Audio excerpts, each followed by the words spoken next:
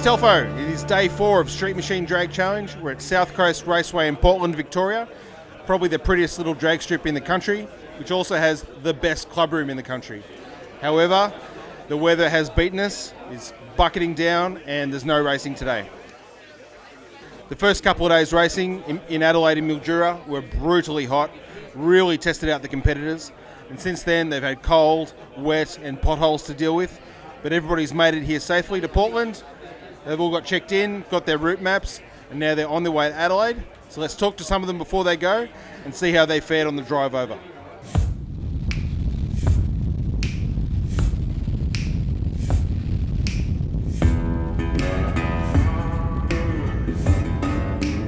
I'm here with Alicia, her of the Black HQ fame. I think you won Dial Your Own, which year? Second year. Second year. Car's looking very murdered out now. It was pretty evil before. What have you done? Everything. What haven't I done would be an easier question. Yeah. We touched everything. Engine, body. I've got coilovers in the back now, mini tubs, interior, everything. It looks extremely mean. How was your drive over from Hamilton this morning? Absolutely shit. It was shocking. Why? Just rain. I was just saying before, I either have to have the window down and be wet to be able to see, or I have the windows up and be fogged out. So it's crap. So what did you go for? Being able to see or being warm? I kind of did a half-half. So I was trying to, and I've got a rag to just wipe over the windscreen every now and then. So yeah, I'm making it work. It was a bit of a bumpy old road too. Oh yeah, potholes were shocking. Oh well, you made it here. Is the car going any faster this year? Not yet. It did go faster in Sydney. I went 11.35. But for this Dial Your Own, I'm sort of dialed in 11.5. So, yeah. And how do you fancy your chances this year? I'm hoping. I think I'm third at the moment, so I'm trying to work my way back up. But we'll see. See what happens.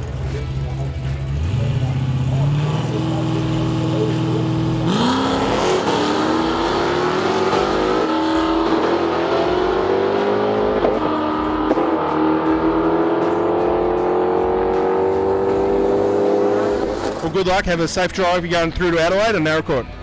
No, apparently we're going to be stopping at Mount Gambier. Okay. And then we might go from there. I don't know. We'll play it by ear. So, all right. Yep. We should see you in front of should be a packed out audience in Adelaide, and do some skids and show us what you're made of. Can't wait.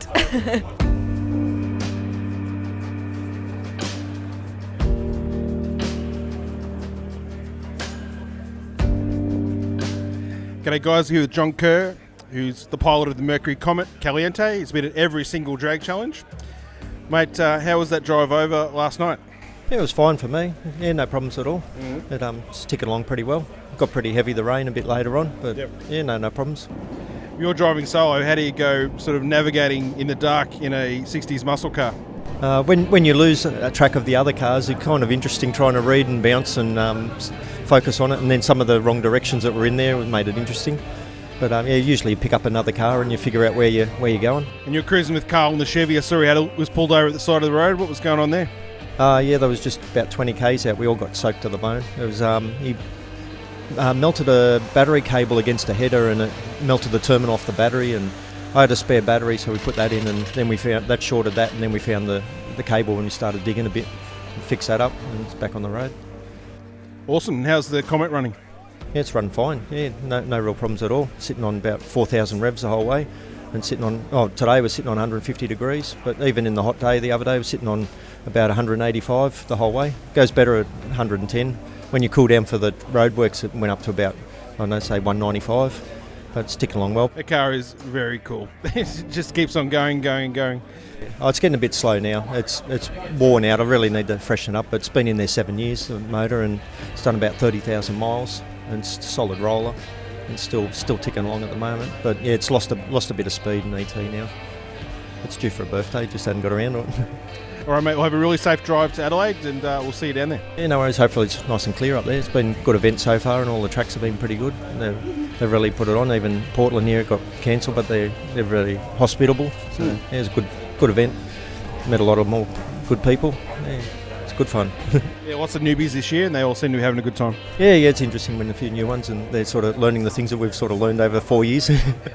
But it's been good every year. Every year it grows, and it's just going to get better.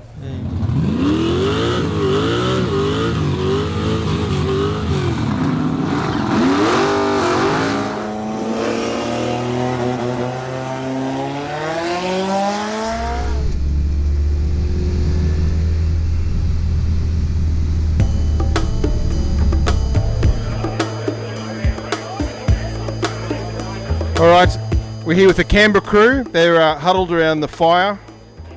They don't seem to be drinking, which is very good because they shouldn't be. Guys, what's the plan now? You've got your instructions yet?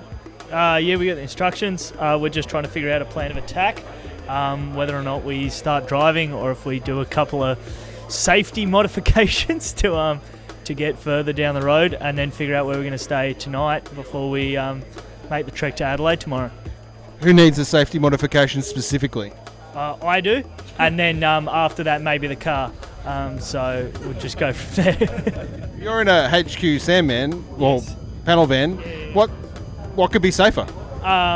Wipers that work, possibly a demister, just visibility out of something that doesn't have any windows.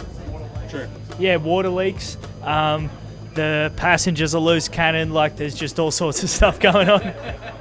So maybe buy some hair dryers and try and wire them into the electrical system. Yeah, that's what I did. Gave them a go, and this is the second time I've tried to use them, and they stopped working after about 5 minutes. I can hear the relays click, but the cheap hair dryers just can't cope with what I want them to do. So we might just chuck a fire pit in the dash, and we'll do it old school. And other than that, how has the van been going?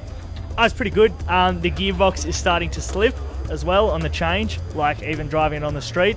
So maybe we'll have a look at that as well.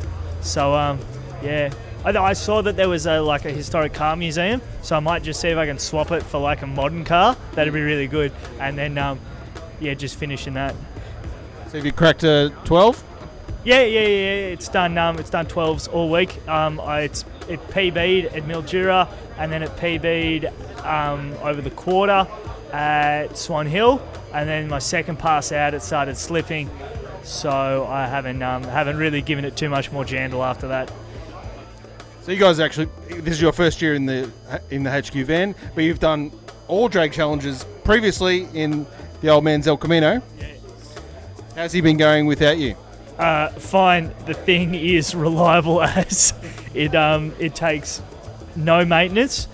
Preventative maintenance, It's done one meeting and very little street driving since the last drag challenge, and it just did it all over again. And a gearbox swap, and a couple of other things. But we did Cootamundra, went up to the Nostalgias to do that, went to test at the Nostalgias, accidentally won the bracket. So, yeah, it's a good thing.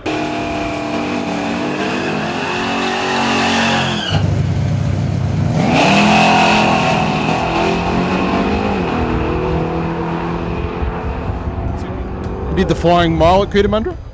No, it was a 500-metre race. So 75 cars, didn't expect to do much, ended up in the top 20, so that was a bit of fun. So that's a standing 500 metres? Yeah, it is. Totally unprepped track. So times were a little bit greater, speeds were a little bit greater, but actually the way I race it at Cootamundra is exactly how it is now. So exhaust, 4/3 gears, drag radial, so yeah, not too bad. Went good. And he's still faster than your son at this stage? Yeah. No, I gave him my old motor, the slow one. Yeah. So no, I'll keep the quick one until I go a quicker one again, and then palm it off to him. That is a good kind of hand-me-down, I think.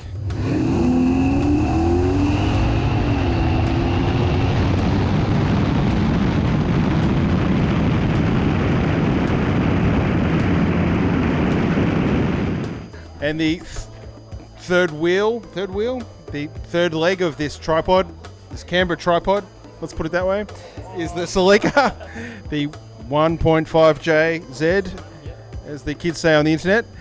You're the smallest car, but you'd tow on the trailer. Yeah, it's actually been going pretty good. I'm really surprised at how well the trailer has towed behind it. It's a little bit clunky. There isn't one of the adjustable ball catches, so it's just clunking around a little bit. But other than that, tows really nicely and haven't had any overheating issues or anything like that. Cruise control, that's pretty good. So just set and forget. And is a 70s Jap car better with the visibility in these horrible conditions than the 70s Aussie car? So as an auto electrician, I should have wired a rear demister into it. I didn't, and it's not until times like now where you think that would have been pretty sweet to have. I probably should have done something about that. Sarah's over there winding her window down, freezing to death because I'm like, we need more air. But yeah, it's been going pretty well. Haven't had any real dramas.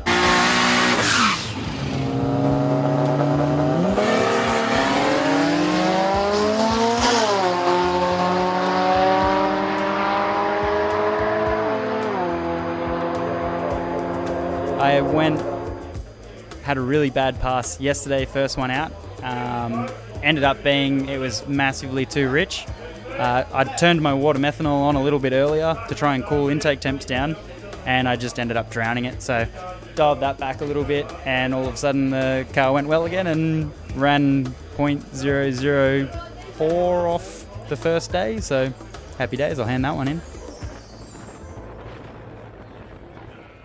Alrighty, so obviously with no racing today, no times were recorded, so our standings stay mostly as they were. However, a couple of our big bangers didn't make it through. Harry Haig, he spent most of yesterday working to get his gearbox rebuilt, and he got very, very close, but not close enough, and he didn't make it. So he has spent today fishing and was looking pretty happy with it. Very disappointed though. Jared Wood, he had the heads off his car towards the end of the day yesterday. Those boys worked really hard as well. They actually got the car running, but with the horrible weather, they decided discretion was the better part of valor, and they've called it quits. So there are two of our big block guys are out. So that leaves Quentin Feast, number 1. Mark Drew in number 2. And Adam Rogash in third spot.